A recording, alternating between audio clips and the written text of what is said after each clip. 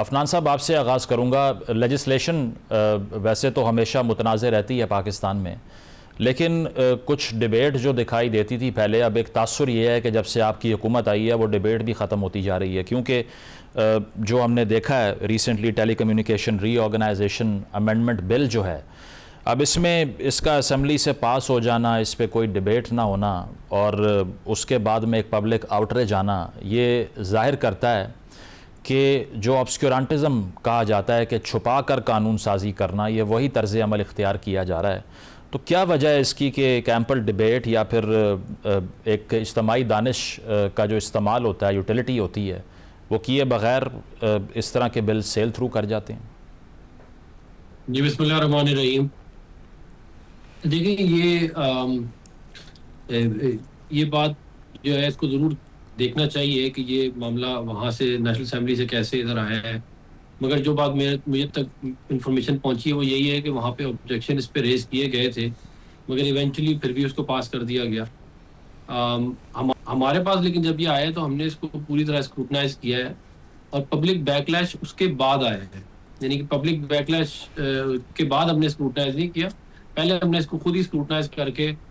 देखा कि इसके अंदर क्या क्या मसाइल है, और बल्कि मैंने कल इसके अंदर अमेंडमेंट्स भी जमा करा दी हैं। नहीं, ज़ाहिर बात है, पब्लिक को पहले पता ही नहीं था, तो पहले बैकलैश कहाँ से आता, बाद में ही आना था। नहीं, वो पब्लिक को तो पता चल सकता था अगर वो नेशनल असेंबली से जब पास हुआ था तो वो न्यूज़ में और बाकी जगहों पे और जो भी कवरेज कर रहे होंगे आईटी कमेटी की, तो उनको पता तो होगा कि क्या हो रहा है। और ये इस तरह होता है, वैसे ये कोई पहला बिल नहीं है, और भी इस तरह के बिल आए हैं जो कि बदकिस्मती से पास होके आ गए हैं नेशनल असेंबली से, फिर हमने उसको सेनेट में स्क्रूटनाइज किया है, तो फिर हमें पता चला कि उसके अंदर इश्यूज थे, तो फिर हमने उनको वापस भेजा है। तो ये एक जो लेजिस्लेशन का प्रोसेस था उसी का ही हिस्सा था जो कि हमने भी किया है, और उसी की वजह से जो है ये बेहतरी आई है, और हमने अवामी जो मफादात हैं उनको प्रोटेक्ट किया, और आइंदा भी हम इंशाल्लाह करते रहेंगे। अफनान साहब, ये राना साहब ने पंजाब का भी जिक्र किया, उस पर भी thanks to speaker Punjab assembly Malik Ahmad Sahab ने हैरत का इजहार करते हुए पूछा कि मेरी इनपुट के बगैर भी ये कानून साजी भी आगे जा रही थी। अब ये जो हैबिचुअल ऑफेंडर्स का कानून है, इसके ऊपर भी बहुत ज़्यादा वेग बातें इसमें लिखी हुई थी, क्योंकि पहली चीज़ तो ये है कि एंटी सोशल बिहेवियर की डेफिनेशन क्या करनी है, उसके ऊपर भी बहुत बड़ी एक डिबेट है। और दूसरा ये कि फिर एग्जीक्यूटिव कमेटियाँ जो हैं वो इतनी एम्पावर हो रही हैं, पब्लिक में किसी ने गाली दी उसके ऊपर भी कैद और जुर्माने हो सकते हैं। तो अथॉरिटेरियनिज़म तो पहले ही बहुत है, इसको मज़ीद ज़रूरत है इसमें मज़ीद मीठा डालने की इस सारे प्रोसेस के अंदर? देखिए, बात ये है कि हमारा जो आइन है उसके अंदर इकोनॉमी ऑफ पावर है। इसके अंदर लेजिस्लेशन,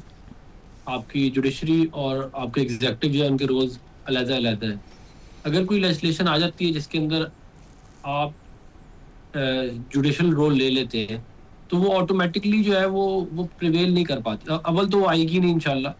और अगर आ भी जाए तो कोर्ट्स वगैरह में नहीं ठहर सकती। और इस तरह का हम कोई काम करेंगे भी नहीं। देखें, मुस्लिम लीग नून की और मियां मोहम्मद नवाज शरीफ साहब की एक हिस्ट्री है इस मुल्क के अंदर आइन के लिए, जमहूरियत के लिए कुर्बानी देने की, जेलों में जाने की, हुकूमतें ख़त्म कराने की, हमारे में मार्शल लॉ लग गए और पता नहीं क्या क्या कुछ होता रहा। तो बात ये है कि मेरे भाई कह रहे हैं कि 26वीं और 27वीं आइनी तरमीम का हमें भी नहीं मालूम था। चेयरमैन पीटीआई जो गौर खान साहब हैं, उनका रिकॉर्ड पे मौजूद है कि एक एक चीज़ हमने इनसे डिस्कस की है 26वीं आइनी तरमीम पे, और वो मौलाना फजल रहमान साहब के साथ भी उन्होंने डिस्कशन की है। तो ये बात कि किसी को कुछ पता नहीं था, ये बात दुरुस्त नहीं है। ये आप जरूर कह सकते हैं कि हालात पिछले 6-7 साल में जमहूरियत के और आइन के जो है वो बड़े ख़राब हुए हैं, और उसकी बुनियादी वजह ये है कि जब वज़ीर आज़म इमरान खान, साबिक़ वज़ीर आज़म इमरान खान साहब खुद ये फरमाते थे कि मैं एजेंसियों को कहता था कि बजट से पहले बंदे पूरे करूं, और एक कर्नल जो है वो पूरी की पूरी पार्लियामेंट को चलाता था, और फिर तो ज़ाहिर है फिर उसके बाद हालात ख़राब ही होने थे ना। फिर जो हाइब्रिड निज़ाम है जो कि पीटीआई लेके आई, जिसका ऐलान इमरान खान साहब ने तकरीब में किया बतौर वज़ीर आज़म, तो जब ये सारा काम आप लोग कर रहे थे तो उस वक्त तो हम आपको समझाते थे कि इसका नतीजा अच्छा नहीं निकलेगा, मगर ये सारा का सारा काम किया गया, और उसके बावजूद जो है अब आप कह रहे हैं कि जी हम पे ब्लेम, हम पे आप किस चीज़ का ब्लेम डाल रहे हैं? ब्लेम तो आपको अपने ऊपर डालना चाहिए।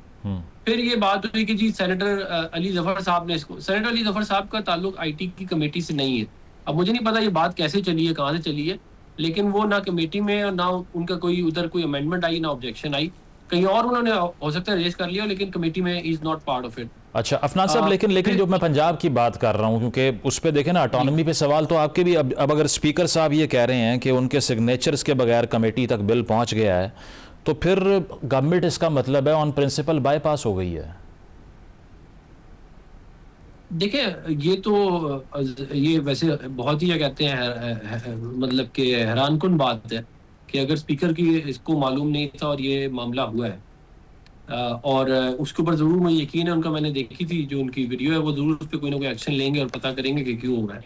लेकिन ये मैं आपको बता दूं कि जो जमहूरियत इक़दार तबाह और बर्बाद हुए हैं, और जो हमारी ये जो जमहूरियत जो है जिसके बारे में भी कह रहे हैं कि पता नहीं था, ये सारा काम शुरू जो है ये 18 के बाद हुआ है। मतलब एक दफ़ा इस तरह भी हुआ था, मुझे खुद याद है कि इन्होंने ज्वाइंट सेशन बुला के कोई 25 बिल जो है वो 10 मिनट में निकाल दिए थे, जिसको किसी को कुछ नहीं पता था उसके अंदर क्या लिखा हुआ है।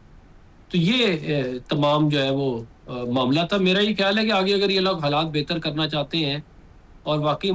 इस मुल्क की जमहूरियत को बेहतर करना चाहते हैं, तो फिर हमें बैठ के एक चार्टर पे काम करना चाहिए, जिसके तहत हम जो इलेक्शन का प्रोसेस है उसको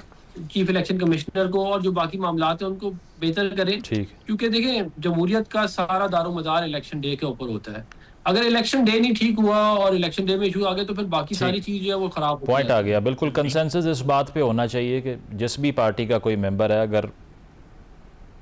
देखिए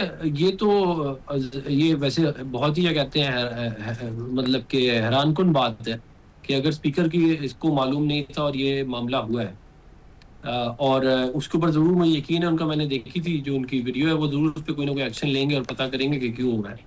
लेकिन ये मैं आपको बता दूं कि जो जमहूरियत इक़दार तबाह और बर्बाद हुए हैं, और जो हमारी ये जो जमहूरियत जो है जिसके बारे में भी कह रहे हैं कि पता नहीं था, ये सारा काम शुरू जो है ये 18 के बाद हुआ है। मतलब एक दफ़ा इस तरह भी हुआ था,